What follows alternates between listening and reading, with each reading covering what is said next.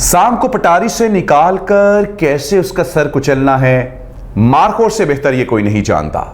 2009 में शैतानों की नानी अमेरिका और उसके चेलों इस्राइल, इंडिया और तमाम नेटो ममालिक ने मिलकर दुनिया के दीगर ममालिक के नक्शे बनाए, जिसमें पाकिस्तान का नक्शा सिरे से ही मौजूद नहीं था।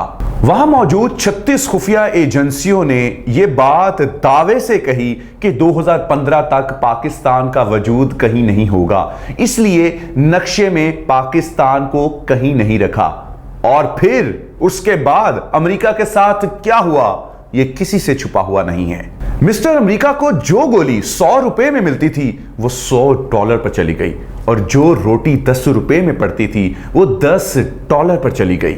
इंडिया ने जो अरबों की इन्वेस्टमेंट अफगानिस्तान में की कि वो अफगानिस्तान को पाकिस्तान के खिलाफ इस्तेमाल करेगा, उसकी तमाम तर इन्वेस्टमेंट तबाह हो गई। इसराइल जो इंडिया के सहारे पाकिस्तान पर कब्जा करना चाहता था, उसकी भी तमाम तर कोशिशें तबाह हो गई।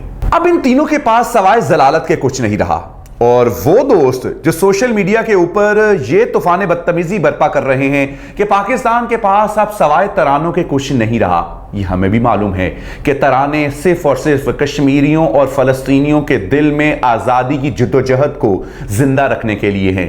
लेकिन दुश्मन के साथ मुकाबला कैसे करना है, वक्त का तय्युन कैसे करना है, कैसे उनको निशाना बनाना है, कैसे उनको धूल चटानी है, इसका फैसला हमारे इदारे करना बाखूबी जानते हैं। और पाकिस्तान के दुश्मनों के नाम अहम पैगाम, सांप को पटारी से निकाल कर